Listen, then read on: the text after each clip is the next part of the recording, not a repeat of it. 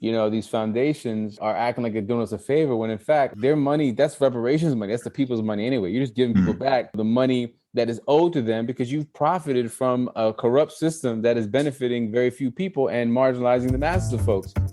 This is Max Rameau, strategist, theorist, author, and organizer with Pan-African Community Action, and you are listening to The Next World. On this show, we explore and celebrate the work of poor people's movements, particularly in the U.S. We highlight innovative and powerful organizing campaigns and community building led by women, LGBTQ folks, Black communities, and other people of color that are pushing the boundaries and have the potential to transform society. Today on the show, we talk with Bryonn Bain, artist, professor, and prison abolitionist, about his new book, Rebel Speak, a justice movement mixtape. We also talk about the prison industrial complex, organizing through the arts, and the importance of mental health. Bryonn Bain, thank you so much for being here and welcome to The Next World. You have a show coming up at the Apollo Theater, the world famous Apollo Theater, on Monday, August 29th, and that show is Lyrics from Lockdown. Can you tell us a little bit about what Lyrics from Lockdown is? This is, of course, autobiographical. Can you tell us a little bit about it and how it came about? Happy to. So Lyrics from Lockdown is a hip hop theater, spoken word multimedia production that includes elements of blues, comedy, calypso, and multimedia visuals to tell my story of being wrongfully jailed when I was a student at Harvard Law School, and the story of a friend of mine by the name of Nanon Williams, who was thrown on death row at 17 years old and continues to be wrongfully incarcerated 30 years later for crime he didn't commit in the state of Texas. And so we use a lot of gallows humor and a lot of creativity to tell these two stories side by side to really activate folks into the work around ending the prison industrial complex, racialized mass incarceration, which we're living in the midst of right now. That's it in a nutshell. Yeah, and that's it in a nutshell. Exactly. Well, yeah, I think that's it. But also, it doesn't do justice to it. I was there when you did the show, when you had your run at the Kennedy Center in DC. That's right. And it's an amazing amazing show. And is it produced? Is it directed by Gina Belafonte? Gina Belafonte is our director. Harry Belafonte, her father's original executive producer. Big shout out to the Belafonte family. And we premiered the show back in 2013, and it's funny because we did a preview at the Apollo back in 2012, and so this is literally 10 years since we actually got it off the ground. We since have had we've had successful runs in DC, as you mentioned, not only at the Kennedy Center, but before we did the Kennedy Center, we did it at DC Jail. Big shout out to everybody, the brothers and sisters at DC Jail. We did runs on the West Coast at Tim Robbins, Academy Award winner Tim Robbins, from folks know from the Shawshank Redemption and all his other work. His theater in LA, we broke records for sold out shows, won a bunch of awards, NAACP Theater Award, LA Weekly Award. And so we're coming back home to New York City, come back home to Harlem, and an even bigger way. My father actually won his way from Trinidad 50 years ago, singing his calypso about racial injustice and apartheid. And in the show, I sing that song that he won his way, winning the Calypso crown in Trinidad. And he won his way to Harlem to perform at Amateur Night at the Apollo. And so 50 years ago, my dad sang on the stage. I will be performing his song.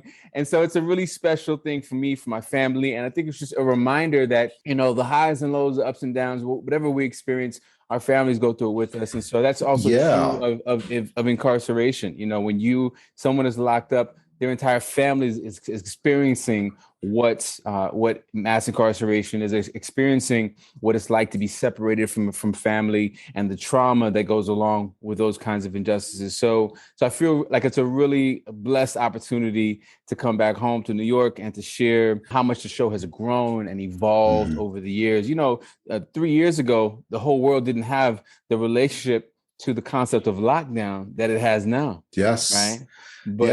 But it means something different right now. It does. Yeah. And racial justice means something different too, because of the global uprisings in the wake of the police murders of George Floyd, Breonna Taylor, and countless others. There's been somewhat of an awakening to the fact that Black folks for hundreds of years have been experiencing the systemic and structural violence of the state that we see in the hands of cell phone cameras now in the way that we haven't before. Will Smith, before he had his recent missteps, I think spoke really eloquently when he said racism isn't getting worse, it's just getting filmed. Because everybody with a camera is now a filmmaker. And so we're now paying attention to what Malcolm X grassroots movement, other grassroots organizations have been saying for decades, that the racial violence that Black folks experience every day in this country is something that we need to pay attention to and to demand come to an end. Yeah, and this is an interesting turn or evolution from the first videotape incident that I remember, which is the Rodney King beating, and which in fact could have gone unnoticed because of where it happened, but it caused a major rebellion as a result. And so you've had some version of the show since 2013. Has it evolved at all, and does it evolve at all because you have someone like Gina Belafonte who is directing, and how does that impact it? Absolutely. So I got to give a big shout out to my original director, man, Tio, who's a brilliant director in own right, did a lot of dramaturgical work with me on the piece. And Gina and Harry obviously have been involved in movement work their entire lives, and so Gina's really involved with her organization, Sankofa.org, which she started with Harry, which does a lot of work around using the arts to shed light on the incarceration of youth. And Harry, when he was kicking my butt 3-4 hours at a time in our first rehearsals, and he would say, you can push back on this if you want, Bryonn. And I'd be like, push back? I can't even afford this time with you, brother. You know what I'm saying? Please continue to kick my ass. But his stories of like Dr. King calling him and asking him for advice because he didn't know what to do. Because Dr. King was 24 and Mr. Belafonte was 26. So he was a little older. The elder spokesman. Yeah. The elder spokesman, and so to kind of have those conversations, to have him talk about, to have him mentor me and talk about his relationship with his mentor, Paul Robeson, standing up against the injustices of this country, talking in the Soviet Union, and then being blacklisted because he spoke truth about the racial injustice he was experiencing, in this country, and the Black people were experiencing this country, that working people were experiencing this country. So to be connected to that line of activists who are artists and activists has just meant everything. And so it's forced me to constantly challenge myself to figure out, how can I top myself? How can I include what's happening in the movement now? So the images that we weave in, include images of uprisings that happened, since the show began. It includes new language to reference the concept of lockdown being something new that we're experiencing. And so it's constantly evolving. And I never imagined it would be even more relevant now than when I first started working on it like 20 years ago, and when I first premiered it 10 years ago. But it actually is probably, as Gina said just yesterday, one of the most creative ways to approach critical race studies imaginable. I have to agree with that. Yeah. Thank you. Yeah, I think that it was. I think that's right. I think that there are some of the scenes from the show which I took away with it, that I held on to, that seemed to have even deeper resonance in the context of again, lockdown as it relates to COVID, and in terms of the social movements that have come up. But let's take a step back here. It is autobiographical. So you, just to put in context where this story came from, you graduated early from high school, right? I did. Yeah. And then you went to college. Where did you go to college? I went to Columbia University. You went to Columbia University in New York, and then you jumped from the city. You went up to for grad school. You went to Harvard Law. And first of all, I'm just really interested in the mix, the intersection between law, which I think we think of as really by the book and sticking to a very particular way of logic and thinking, and mixing that in with art. So were you also an artist then? How did you go from art to the law? I was always an artist. My family is full of artists, my father being one of them, my brothers, my sons, they're all artists. But I think I did make a pit stop before I went to law school. I actually went to NYU, and I spent time at NYU, spent 2 years at NYU, and I really took a deeper dive into my art. And I spent 2 years doing a master's, and I really looked closely at the relationship between the Black urban poetry movements of the 20th century and the political movements that were related to the poets that were writing in the Harlem Renaissance with the Garvey movement, right? Thinking about the Garvey movement and the Harlem Renaissance together in the 1920s, then looking at the Black arts movement and the Black power movement and the relationship between those movements. And then a generation later, looking at hip hop. and sort of the relationship between the fight to end the drug war, the so-called drug war, to end mass incarceration, and the rise of mass incarceration along with the rise of hip hop culture. And so I specifically looked at Langston Hughes, the way he embodied the folk, the people, very different from some of the Harlem Renaissance, what Zora Neale Hurston called the niggerati. And then and I looked at, in the 60s and 70s, I looked at the last poets. Abiodun Oyewole in Harlem now has become like an uncle to me, a mentor for me. And then I looked at, for hip hop, I looked at the birth of hip hop, born in Brooklyn, raised in the Bronx, KRS-One and the Boogie Down Productions crew, and looked at how he invoked, he used a lot of the relationship between hip hop and, Caribbean rhythms and Caribbean beats with the boom bap, all of that together at a time when he was explicitly political with the Stop the Violence movement, organizing rappers to come together to talk about what was going on in our communities in a very, to really speak the truth of self-determination that the Panthers and others had inspired a generation before. So that's what I did before law school. I'd already gotten into law school, but I said, let me defer and go a year or two later so I can spend time focusing on this. Because I knew when I got to law school, it was going to be, a whole nother ballgame. And it was definitely, yeah, I'm glad I had the experience, but it also was one of the most alienating experiences of my life. I'm very glad that I went there. I'm also glad I'm not there now. But did you have an intention on possibly practicing law, or you were going to use it for other things? What was the purpose of going there then, if you're so deeply rooted? I had a mentor who, when I was an undergrad, I used to sneak into his classes at Columbia in the law school, Kellis Parker. And he really got me excited thinking about going to law school because how he approached it. I went to law school to understand power. I wanted to know why is it so hard for people who look like me to have access to power, the power to control their lives, to control their communities, to control, our destinies. I see folks, I looked around and I said, why is it that folks who are of a certain complexion have a harder time getting access to this thing? I want to know how to have access to that. How do we redistribute it? How do we actually, have a different relationship to power? That was really at its core. And I didn't use that language at the time, but over time I began to understand that's really what was motivating me. I wanted to know, I'm the child of immigrants from Trinidad. And so, growing up in an immigrant family, my mother is one of 15 kids. I'm from a huge family of folks who half came, half stayed in Trinidad. And I really want to understand why do we have to struggle so much to have access to the basic things that we need to live our lives, and other folks in other communities don't have struggled so much. So that was my motivation. But Kellis Parker in undergrad was this brother who did law in such a creative way. He taught law school courses at Columbia using jazz principles, using his trombone in his contracts class, and he would tell these amazing stories. I mean, this is the brother he's the brother of Maceo Parker, who folks know from James Brown's original band and Parliament Funkadelic. Maceo, hit me on the good foot. The call outs to Maceo. Yeah, so Kellis was, as he put it, the smart one in the family. He got the scholarship to go to UNC Chapel Hill, got the scholarship, first tenured Black professor at a Ivy League law school.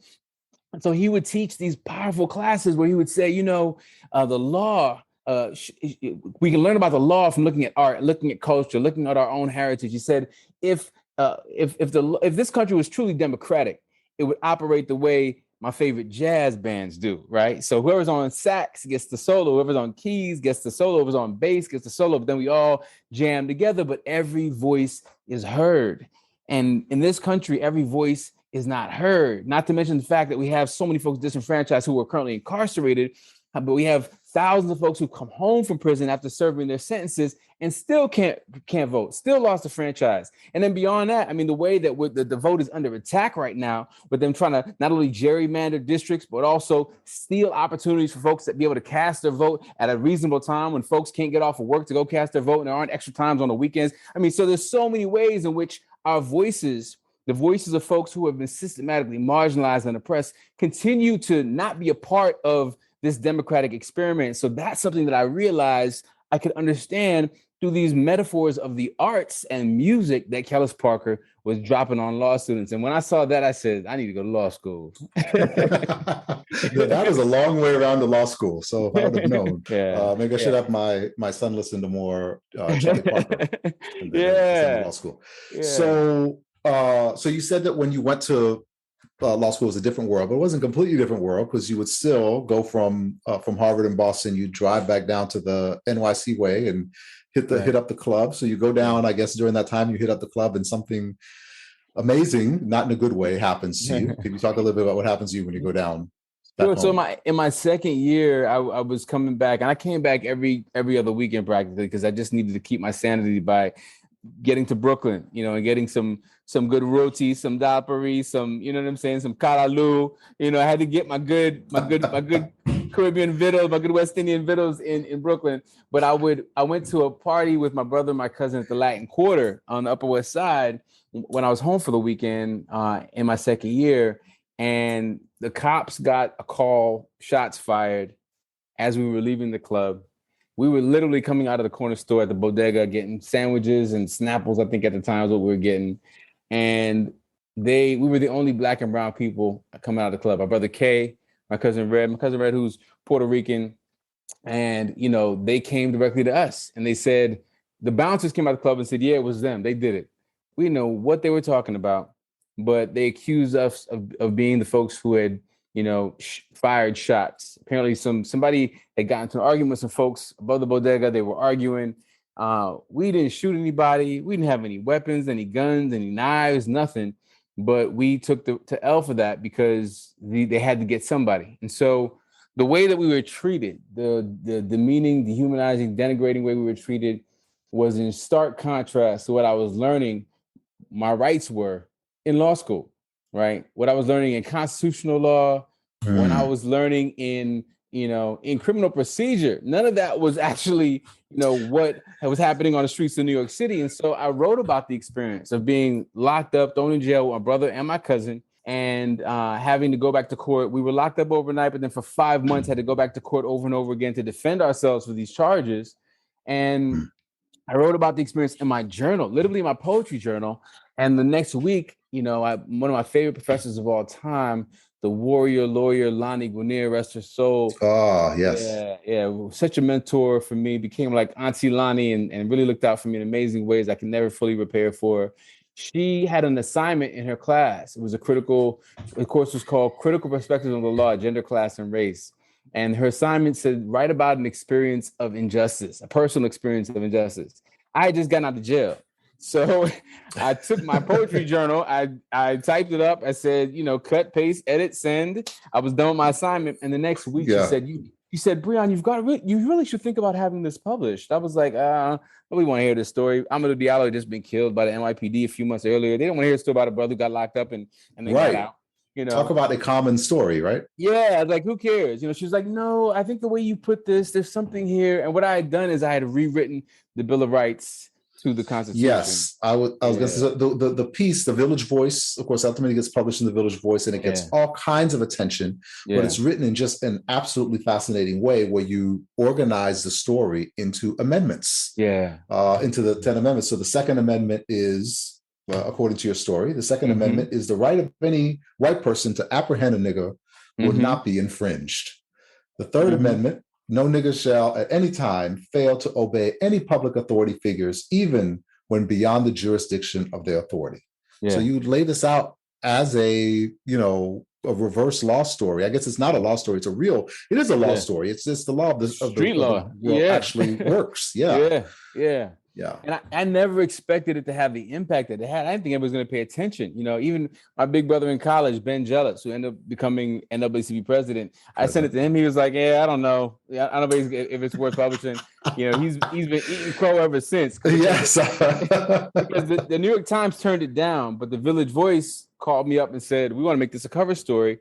And then it went viral before viral was even a thing. Over 100,000 people wrote letters in response.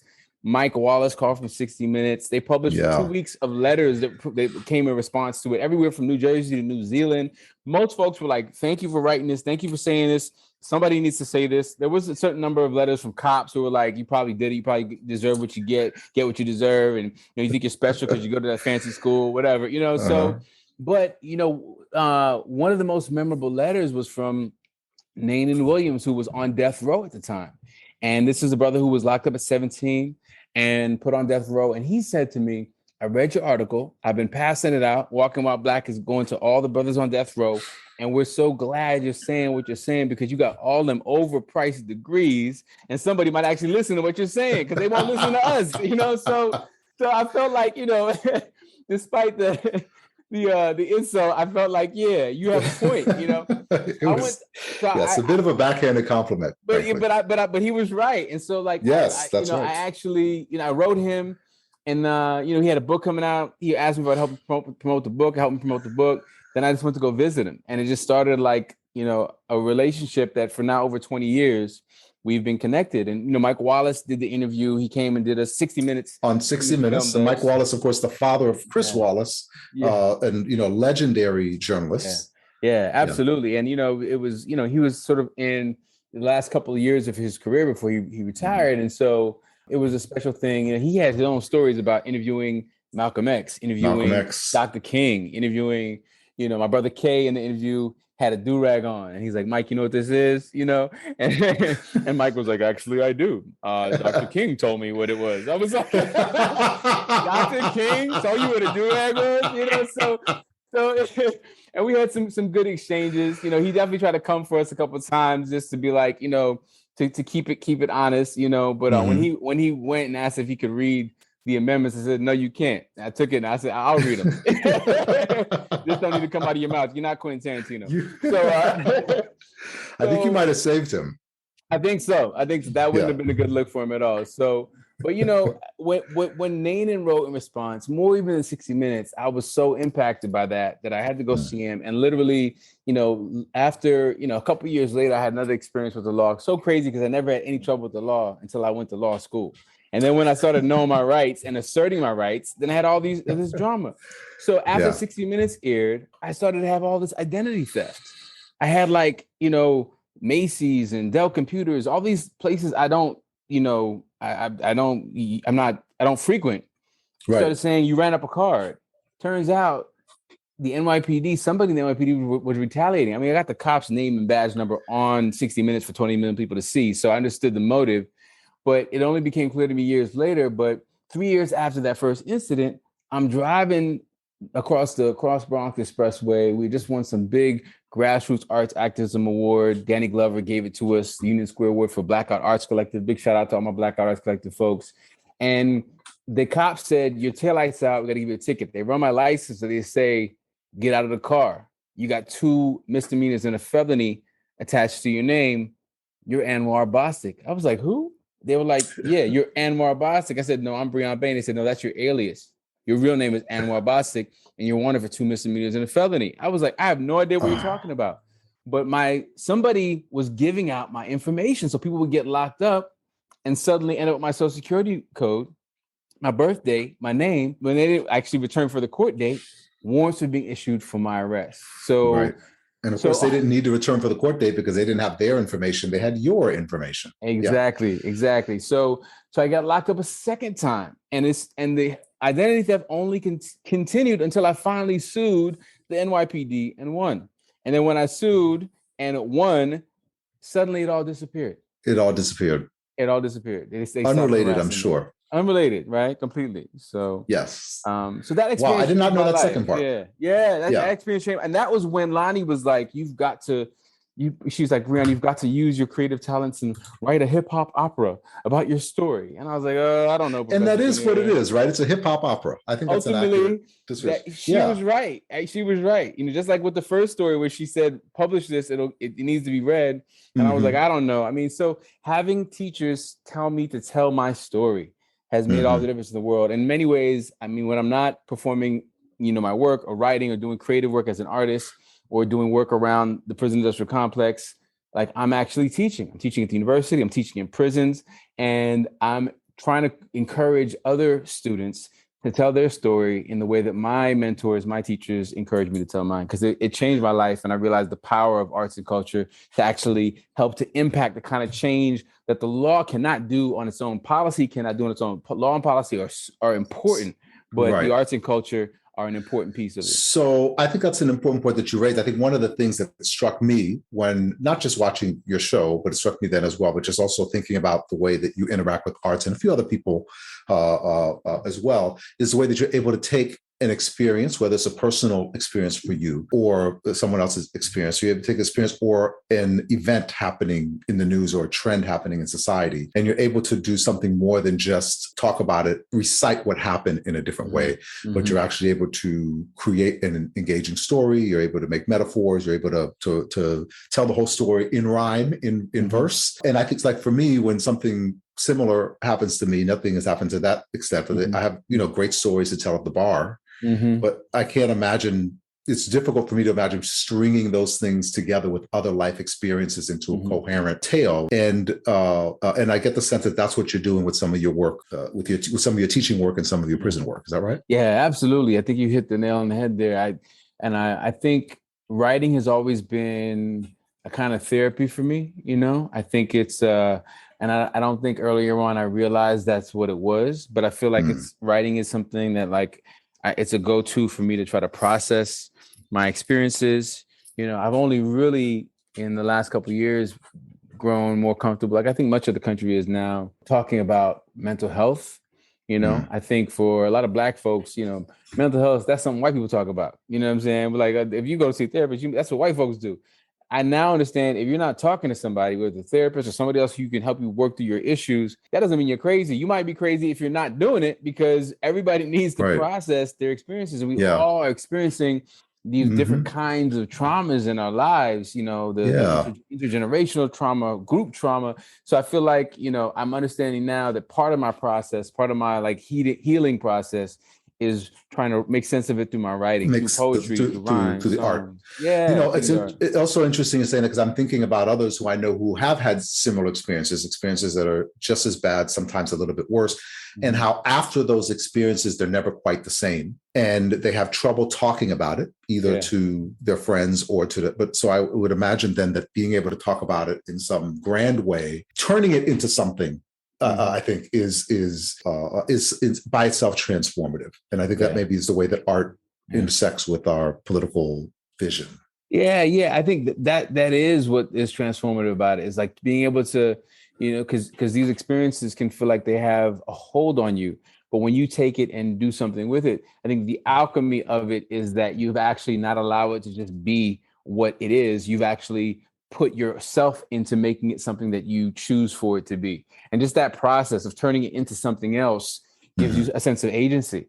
This thing doesn't have to control me and own me, right? I can actually, make something of it. And in this case, it's I've also made it an advocacy tool to advocate for my friend to be released from prison. So it's the story doesn't end. The story is not over yet. We're actually actively trying to get him out of prison. And I've been able to get, the Belafontes on board. I've been able to get, the legendary filmmaker Rob Reiner on board, and their involvement has gotten the attention of the Innocence Project. So, Chris Fabricant at the Innocence Project is now involved with the case. There's a whole new investigation into the case. So there's a whole process that's underway because I was able to actually make art out of the experience. Do you think that art always has to have a political message? Does art always have to be political in some way? I don't think so. I think I thought that at one point. I think much earlier on in my life and my career, I just didn't think art was valuable if it wasn't about changing the world, if it wasn't about resistance. That was really the focus of my graduate work, is how is art a tool for resistance? And I think that's important. But I think also in the context of white supremacy, patriarchy, hyper-capitalism, I think those groups, those folks who are marginalized and oppressed and sort of pushed out of the mainstream of society, for us to find joy is an act of resistance, right? That's political in of itself. You know what I'm saying? To celebrate Black life and Black love in the midst of a white supremacist nation that is actively pushing for our annihilation. Black joy is resistance. And so I don't think that needs to be the focus. We need to love ourselves, celebrate ourselves, and celebrate the spaces in which we find freedom and in which we find justice. So, Bryonn, you since then, of course, you had that experience. You graduated from law school and did another thing. Since then, you've been, among other things, of course, teaching. You taught at Yale. Was that where you were teaching before, and I now at taught UCLA? I taught at Harvard, I taught at NYU, I taught at Columbia, I also taught at Long Island University in Brooklyn. Mm-hmm. I taught at the New School, and now I'm at UCLA. And now you're at UCLA. And when you do this teaching at the college level, and this is undergrad or this is in law school, or what's the level of it? It's both. So at UCLA, I was initially recruited into African American Studies, which is both undergrad and graduate. But I also I've been there. I've been there 7 years now. Kind of hard to believe. But That is hard to believe. I've taught at the in the School of the Arts at UCLA, and I've also taught at the law school. And I've taught at all three all three areas of UCLA. And when you're teaching at these universities, very prestigious universities, just about all of them, even the ones that are still universities, they don't have to be prestigious in one sense in order to be prestigious or good in another sense. But you're also simultaneously, in every case, it seems like, maybe it's not, you're also teaching at a correctional institution, for lack of a better term, at a prison or at a jail. Is that right? Is it every single one, every single time? So for the last 3 years, I've actually not taught a single class on the UCLA campus. For the last 3 years, every UCLA class I've taught has been in a juvenile hall, state prison, or the federal prison. And so that's just been, when I can make that happen, I feel like this is a part of redistributing wealth and resources and power and privilege. It's taking this is just shocking. And is this part of your negotiation for your taking the position? It was part of the deal. They recruited me, and some pretty radical visionary professors like Robin Kelley, the historian, Cheryl Harris, known for writing Whiteness as Property and Me in Critical Race Theory. They recruited me to start a prison education program, like the program that started at NYU, at Columbia, and nobody was doing that at UCLA. Nobody was taking UCLA students into prisons in California. At that point, Los Angeles was the largest jail system in the world. It's like LA and New York, Rikers Island, where I did 10 years of teaching and work there. And then LA had even more people in their jail system. And so it was ground zero in some ways for mass incarceration, if you look at it in a certain way. And then UCLA is the most applied to public institution in the country and possibly the world. 170,000 people applied to UCLA this year. Those numbers, Harvard, Yale, Princeton, Stanford, Columbia, they don't get half that number of applicants. They may be a little more selective from their 50 to 60,000, but they don't have 170,000 people applying. So to have this public institution that is also elite in its own way, and to not have a relationship with the largest jail system in the world, where you're actually redistributing some of the access to education, that wealth, power, and privilege and opportunity. Robin Kelley, Cheryl Harris, they understood that was something that needed to change. So they recruited me specifically to start this. And so part of my negotiation was, okay, I need the resources to build this bridge. And so I worked mostly on the East Coast in men's prisons and juvenile facilities. My opportunities in California started off in the oldest prison for women in California, a prison called CIW, California Institute for Women. And so I've now mostly we've offered courses where it's half UCLA students, half incarcerated students, in half a dozen correctional facilities in Southern California, the juvenile halls. And so the students to go to class have to come to the correctional facility. Is that right? That's right. We take a bus once or twice a week that leaves the middle of campus. And it goes, if we're going to the juvenile hall, we're going 30 to 40 minutes away. If we're going to the state prison, we're going about an hour away. If we're going to the federal prison, it's a 2-hour drive. And so each way. And so it's a commitment. And so we let students know up front, if you're not down for this commitment, take another class. It's a whole process. They have to go through an orientation. They have to go through protocol. They have to go through training. Students and faculty, professors have to go through the same level of orientation. And the orientation is designed by women on the inside. Women on the inside and youth have actually influenced the process to make sure that folks who are coming in who have never been in a prison aren't triggering the trauma of folks on the inside by coming in with their own baggage. And so it's been a real blessing. I think students who are incarcerated are some of the best students I've ever had. They're not only incredibly grateful for the opportunity, they see education as a passport to a future that they wouldn't otherwise have access to. And half the time they're doing the readings 2-3 times to make sure that they're on point. And they will call you out. Like, Professor, you said in your book on page 17, something that's different from what you said in class last week. I'm like, I don't remember what the hell I wrote. What are you talking about? But they will call you out out. They will call you out, and you can't BS. You got to come real, because if you don't come real, they see through it. They're expert at seeing through folks come in phony. And so it really levels the playing field when these students who think they know so much, and they're going to come and teach some of these folks on the inside, they end up learning more than the folks on the inside, because the folks on the inside have the time and the commitment to actually do the work and appreciate the power that an education can actually provide. And is this program set up in a way that it will survive you for the next adventure that you have, that the program will continue even after that? Absolutely. And that's a really good question, because I think one of the big challenges with our movements, particularly, movements that involve Black communities, is this sort of like charismatic leadership fading out, and then the whole movement dissolving because the leader that everybody was looking to for answers is no longer there. So I've been very, very mindful of that. And so fortunately, we just expanded. We just grew after 7 years from the prison education program at UCLA to becoming the Center for Justice at UCLA. And it's now a mostly women of color led center. It's a mostly women of color led center. And so, the goal has always been to do something, to create something that doesn't require my presence, but actually can continue and outlive any individual who's involved. And so that's something we talk about quite a bit. We talk about rotating leadership quite a bit. We talk about making sure that other folks have the skill set and the relationships to actually move the work forward. And so we've been very intentional about that. And it's something that you never know until it happens exactly what the outcome is going to be. But we've been working very hard to actually make sure that this is not just about me and my personality and the energy I bring. Obviously, I'm going to use every asset, every resource I have to make this thing successful.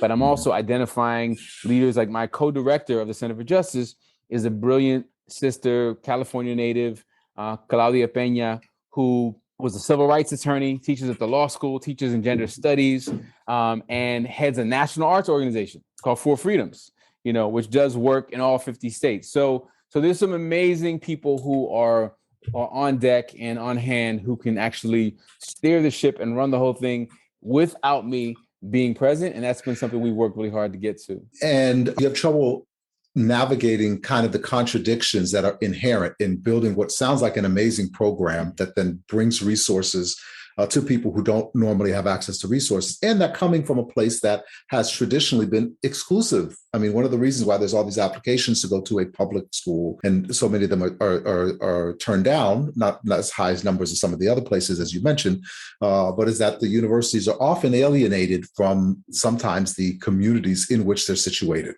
We certainly see that with a lot of HBCUs, historically Black colleges, universities that are located in city centers, and even some big universities elsewhere that are in city centers in particular, that then are gentrifying and doing other things. How are you able to navigate the contradictions there? That's a really good question, and we think about that. We also think about, I think the contradiction we think about most is the idea that we know they've probably written 15 or 20 articles through like the UCLA newsroom and press about our program. And so they celebrate the idea that we're bringing this to UCLA, but we know it's been so much hard work to get folks on board. You know what I'm saying? That they're like, oh, of course we're doing this. The chancellor says, yes, this is exactly what we should be doing. And I'm like, well, why is it so damn hard to get it going? So we also are very conscious. We don't want to, I believe that we need to abolish the prison industrial complex as we know it. I'm not interested in just making prettier prisons with shinier bars and, rust-free barbed wire, right? I'm not trying to just make the aesthetics of the prison more beautiful so folks can feel like this is not such a bad place.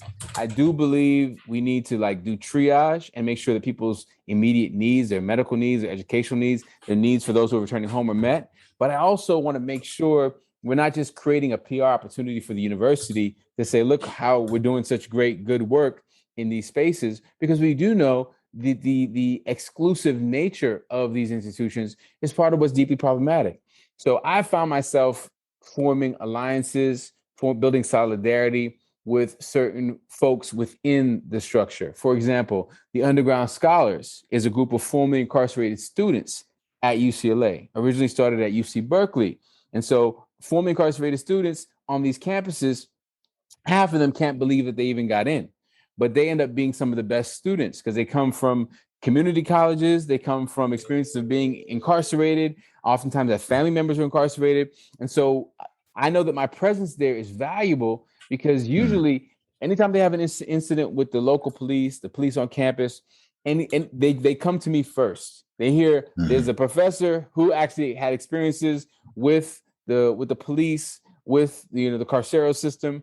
Go to him, he'll know how to handle it. And so I know that it's important that I be there as a resource, because if I wasn't there, they would have nobody to go to, So that's partly how I understand it. But I also think part of my work in all these spaces is to go and find a way that we can create reparations by bringing back resources that came from us in the first place.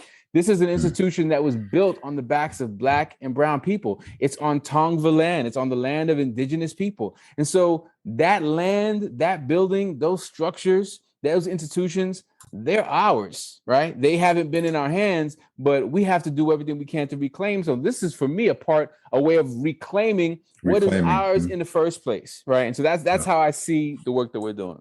Yeah. I think it's also interesting the way you point out how the university, of course, is quick to provide media around some of your work, but they don't always provide the same support. I remember Reverend James Lawson, who is famously known for teaching Dr. Martin Luther King about civil disobedience after he had come from a visit to South Africa. He told me how he was kicked out of his school in Tennessee. I want to say it was Vanderbilt University. Was expelled for his work there while he was a civil rights activist, a student there, and also a civil rights activist. And then decades, so this would have happened in the late 50s, early 60s. And then decades later, they had in the same school where he was kicked out of, they named a building after him. But they never told him that they named the building after him, and he was never unexpelled from school. So he was still officially, never officially a student because of his expulsion. And so now they were raising money off of his name. The audacity. The audacity. Yeah. All right. So I don't think that given what you're doing, you're teaching and taking these 2-hour rides sometimes to teach. You are reviving your one-man play. You're not doing quite enough. So I think you agree too. So that's why in addition, you also wrote a book. Yes. So now you have a new book out, and which I'm not quite finished with yet, but it's Rebel Speak. And it's really this Justice Movement Mixtape, which I think is a great name, by the way. Thank you, brother. I'm just really salty that I did not think of it first. And the cover is also great. It's an old school tape. Yes.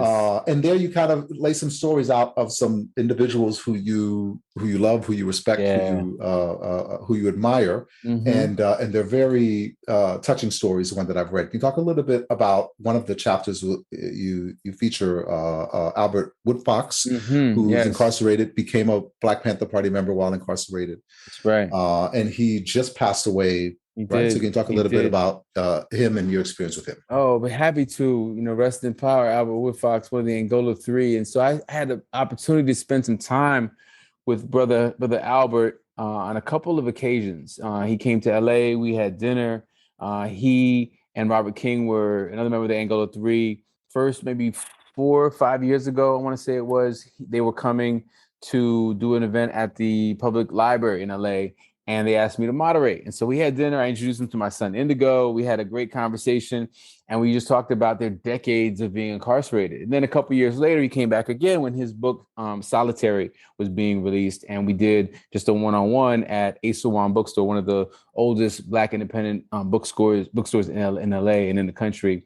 And so we built a friendship over that time. And in the conversations that we had, I learned so much. And the basic background folks need to know, if they don't know, is that the largest prison in the country is formally called the Louisiana State Penitentiary, but it's known by everyone in the region as the Angola State Penitentiary. And this is basically a prison that used to be 4 slave plantations. And so basically after the Civil War ended, pretty much you just changed the sign on the door. The sign on the door went from Angola State Plantation to Angola State Penitentiary. That's the only real difference that happened.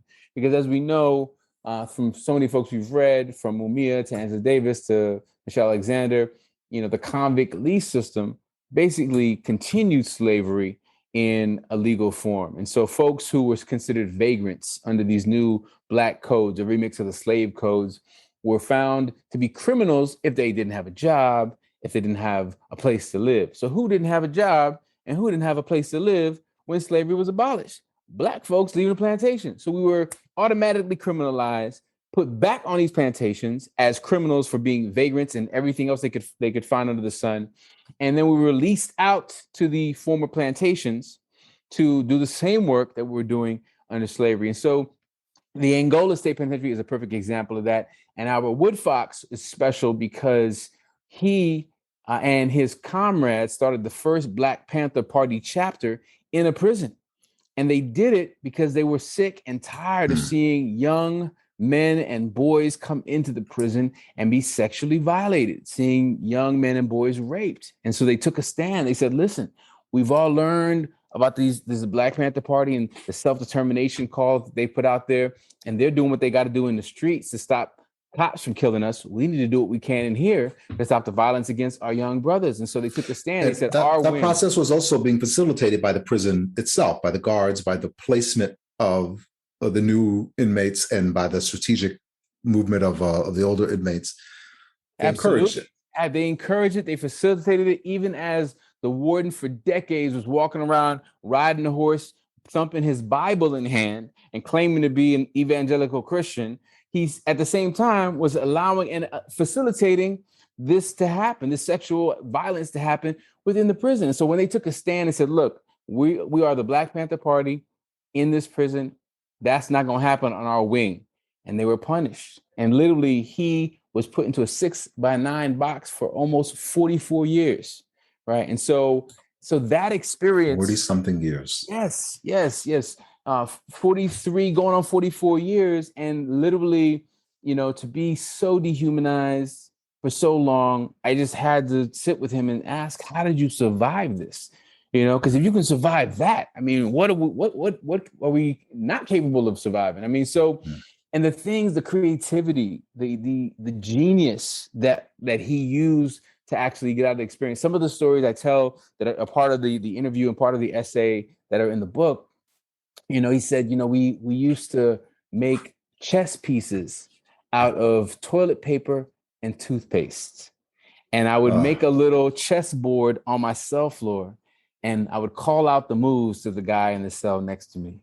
I mean, those kinds of things. I was just, it blew my mind to hear the many ways that he actually found to maintain himself, maintain his sanity, maintain his dignity, and to actually come out 40 plus years later and not just be bitter, but be better, and to be an activist and to say, look, my mission is to let the world know that solitary confinement is inhumane, not 15 days of it, like the UN has declared officially as torture. He said, one day of solitary confinement is torture, and human beings should not be put in that situation at all. And so that getting to know him, getting to hear his story, getting to connect on the fact that he had an experience passing through New York where we were locked up in the same facility for a short period of time. So having that experience decades apart, it became just a real loving relationship. And so when the opportunity came to put together this book, I asked him if we could do it. And like our last conversation we had, I called him on the phone and I was like, yeah, brother, Angela Davis just said she's going to write the foreword. He said, oh, hell yeah.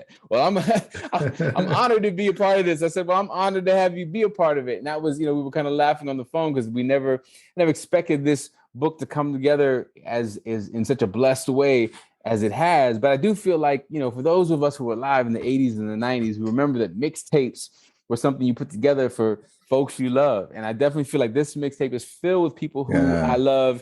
And it's about sharing my love because of my love for the people. And so that chapter in particular, I think speaks volumes about our capacity for resilience and survival, and about the dehumanizing experiences that we're suffering right now that we need to continue doing work to bring an end to. On that chapter as well, by the way, just back on the solitary confinement is humane.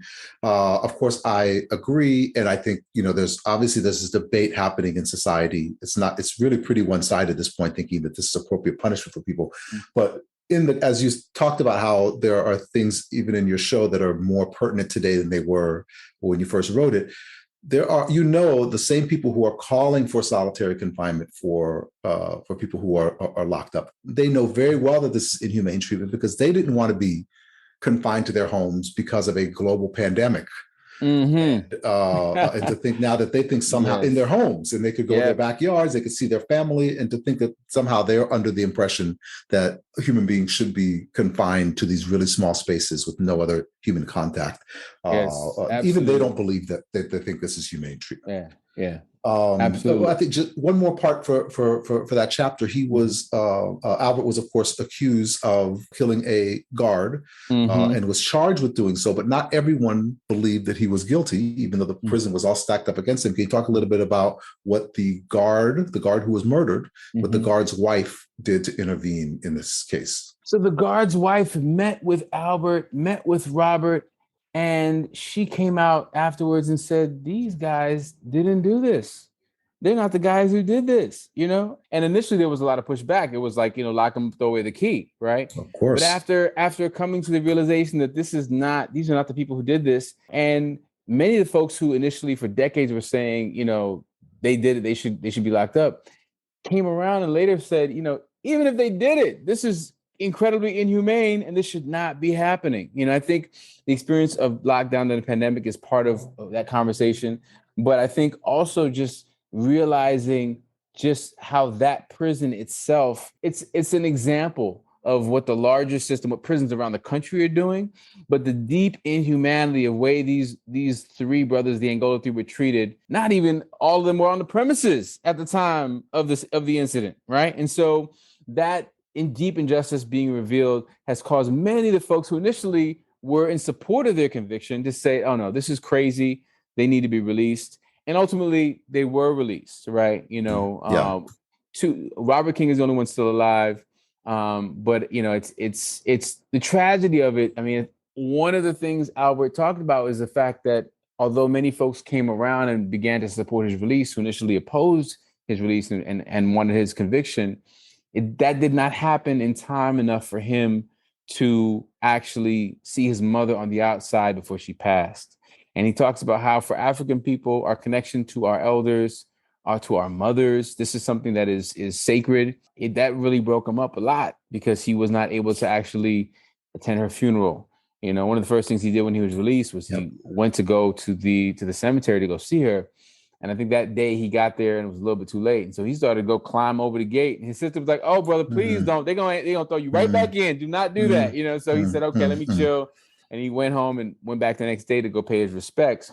But that was heartbreaking. And for me, I have a brother who I write about in the last chapter. We do an interview. Next what I was going to ask you for. That was his experience too. I mean, he did 5 years in federal on drug-related charges, and his biological mother also passed away, and he wasn't able to go see her. And so the way that our families are devastated by mass incarceration, by the prison industrial complex, is one of the recurring themes throughout the book. And it's really just not true that if someone is sentenced to prison, that one person goes to prison. The entire family, in a real way, is trapped in some way, shape, or form. There's all kinds of families that have to move out of their houses because there's no longer a breadwinner around. The chapter on your brother was really, really poignant in that respect. Was it difficult talking to your brother about what had happened and how, I guess, was it difficult for you thinking about your personal relationships versus the systemic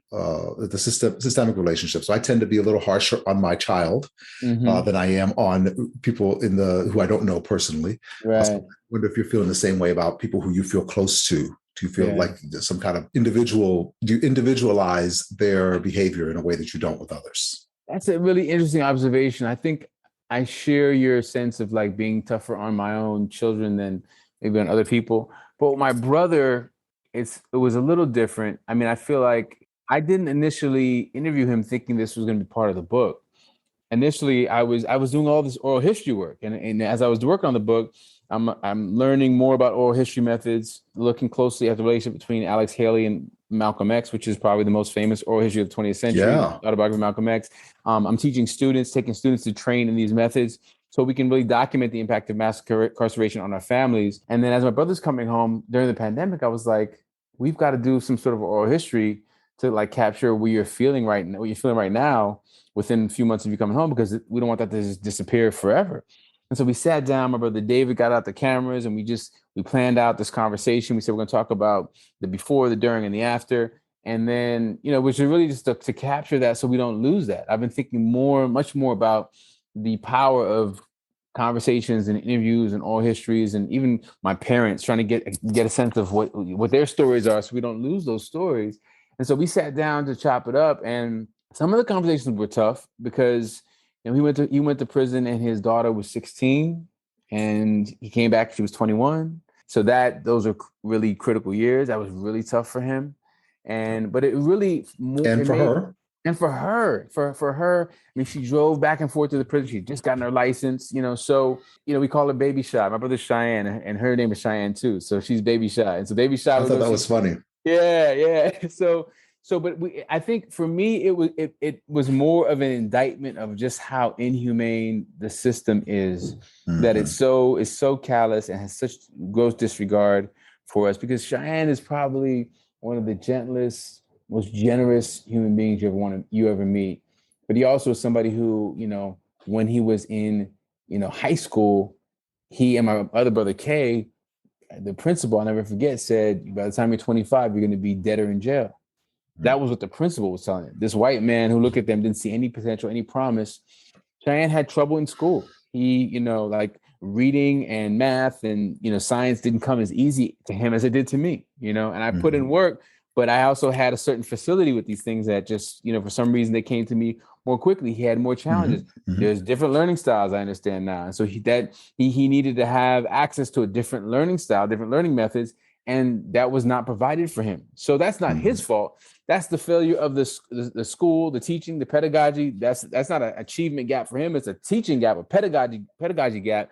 And so because of that, he got involved in the underground economy. And so he got involved in other ways of taking care of himself, taking care of his family, because the other sort of more traditional routes that were set up were not made available to him. And so he found another way to survive.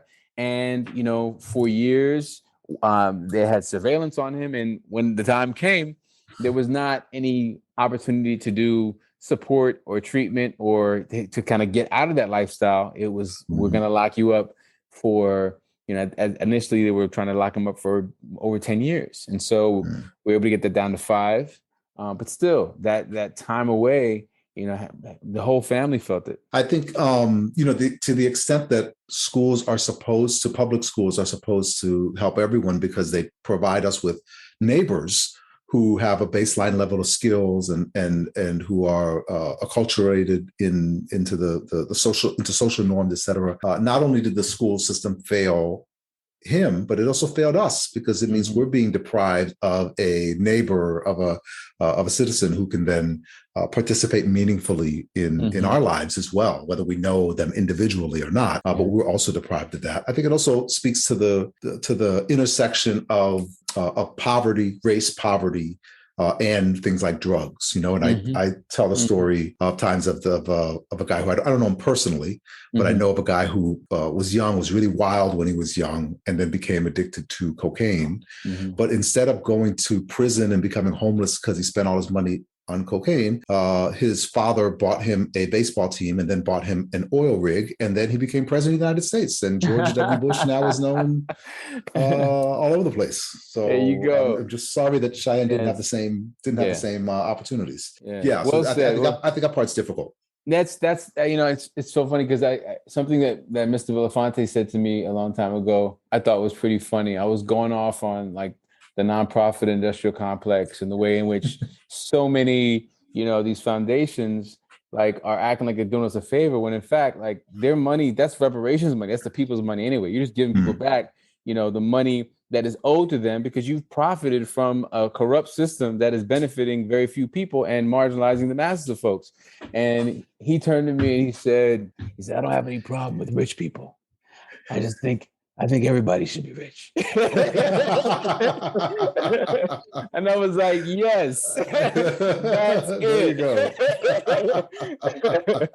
That's it. Sure enough.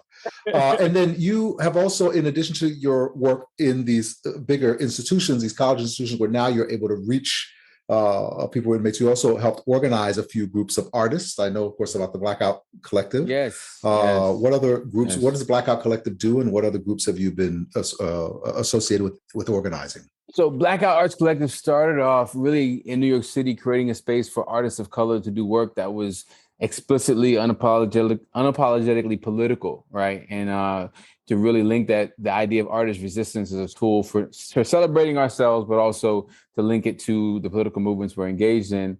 And over time, over about a decade, we grew to have chapters in 10 cities around the country and to do a lot of work linking prisons and local communities using the arts, using political education workshops. We did the Lyrics on Lockdown tour before the Lyrics from Lockdown show was born out of those efforts. And we did political education using the arts in prisons and communities around the country. Now it's become more of a loose network of folks that kind of support each other around the country. There's university courses. There's still work that happens. There's one of our brothers started a school in Bedford-Stuyvesant, Brooklyn, that is a community-based school that actually does a lot of the work that we did, as a national organization, but all within the school, and to bring up the next generation of young Black leaders who are rooted in community. All the teachers have to come from that community. So that's the kind of thing we do. But I'm also working a lot with Four Freedoms right now. I mentioned my co-director, the Center for Justice at UCLA, is the executive director of it.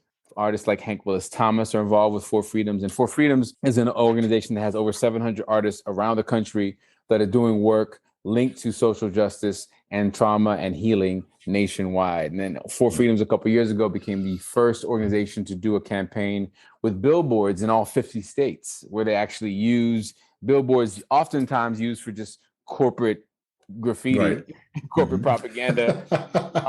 Not even good graffiti, by the way. Not even good graffiti, the worst kind, right?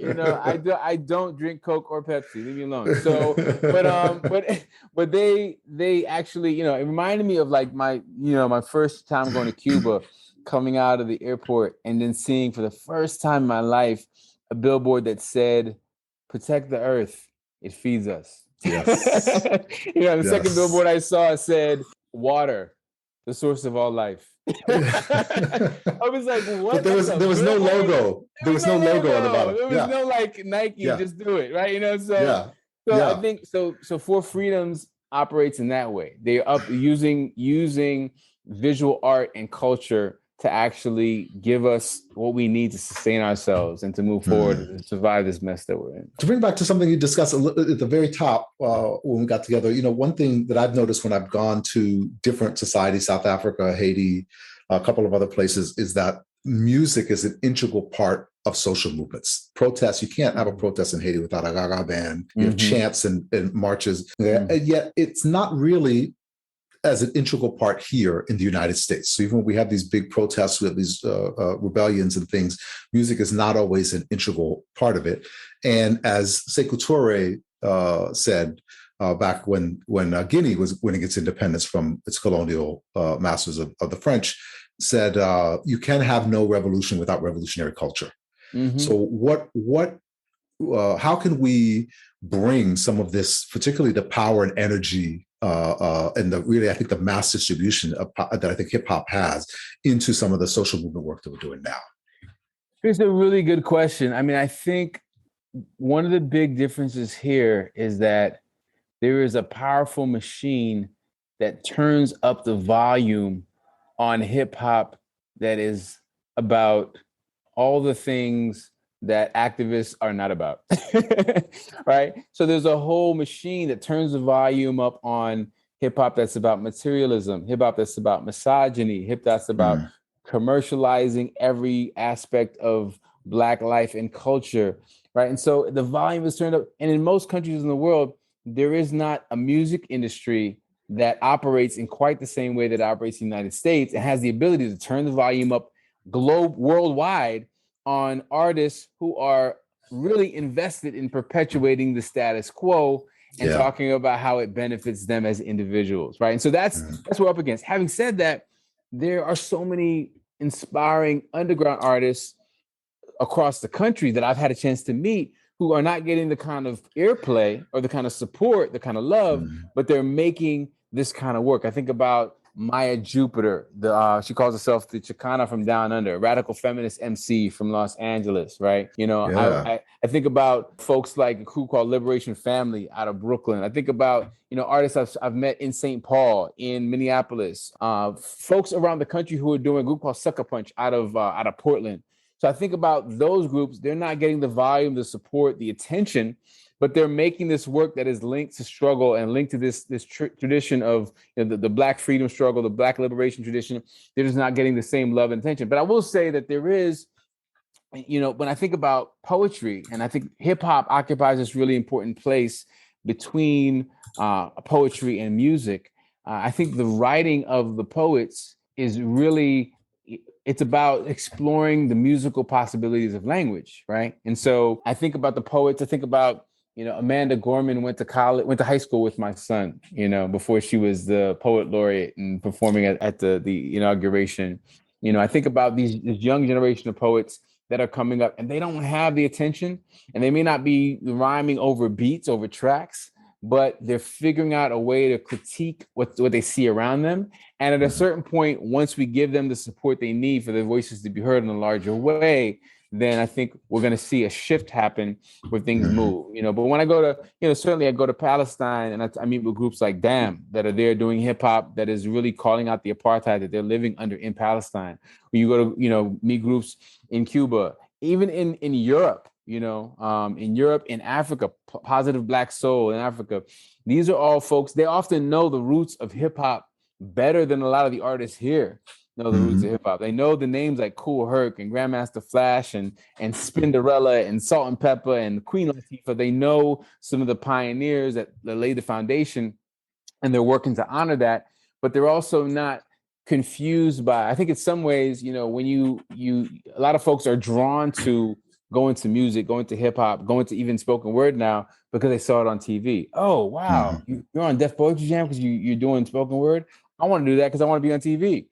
In other countries where that's not even a possibility, yes, you have far fewer artists who are motivated by the allure of getting a record deal, right? You know, they're driven by their love of the art form, and they want to be able to make a living. They should be able to make a living off of it, but there isn't even the sort of seduction of like, I might be able to make a lot of money if I sound like Drake, right? Yeah.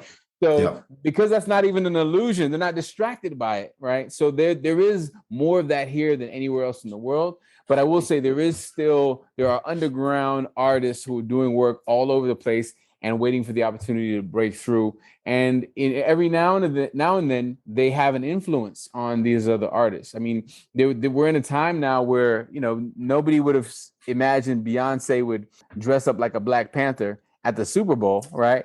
You know, but she's forced to do that. And the way that's James Brown was forced by a movement to actually do his work. This is what Chuck D says to me when I talk to him in the book.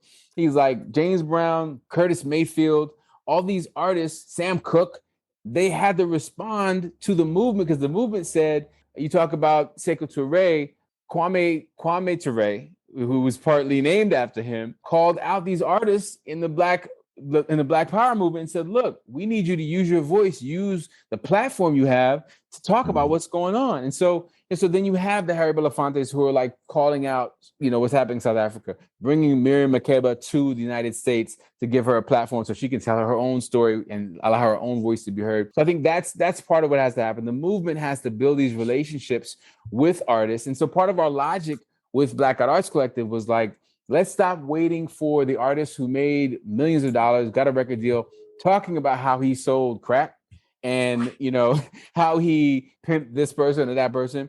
Let's stop waiting for them to like represent the movement. Let's cultivate the next generation of artists by bringing political education to the babies, bringing political education to folks who are incarcerated, and creating a space where we can actually cultivate the next crop of artists who are infused with these ideas. And so before we went on tour into prisons, every artist had to go through 3 political education workshops. And you could take your pick. You had to meet with either the Malcolm X grassroots movement, the Prison Moratorium Project, the Harm Reduction Coalition, Drug Policy Alliance. You had to learn about what was going on and put that into your poems and your rhymes and your songs before you could actually use this money we were raising to go into communities, into prisons around the country. I think that's a model that I would encourage, that I see other folks utilizing, that I think has potential and promise. That sounds excellent. And certainly it's happening in the other direction, not as formally. They're not actually doing sit down, but they're like, it's clear that if you talk about these sets of things, then you will get these contracts, you'll get access to that money. All right, Bryonn Bain, thank you so much for chatting with us. And we, of course, wish you the best on your lyrics from Lockdown on Monday, August 29th at the world famous Apollo Theater. And I'm looking forward to finishing the Rebel Speak book, A Justice Movement Mixtape. So thank you so much for joining. I appreciate you. Appreciate all the work you do, brother. You've been a warrior in this struggle for so long. And I've, from the time I first set foot in Liberty City and stayed at the tent city with you, and you were taking over the land, taking back the land for the people, I've been a huge admirer and fan of you and all your work. So thank you, brother. Much love to you and your family. The check is in the mail. Thank you, Bryonn. Okay, that's our show. Thank you for listening to The Next World. I'm Max Rameau. You can find out more about my work at pacapower.org. That's PACA power.org. You can read more in depth on many of the issues we talked about today on the Partners for Dignity and Rights website, dignityandrights.org. That's dignityandrights.org. We'll be back with another episode of The Next World soon. Until then, please tell your friends about us and help us spread the word about this podcast. Goodbye for now, and remember, organize, organize, organize.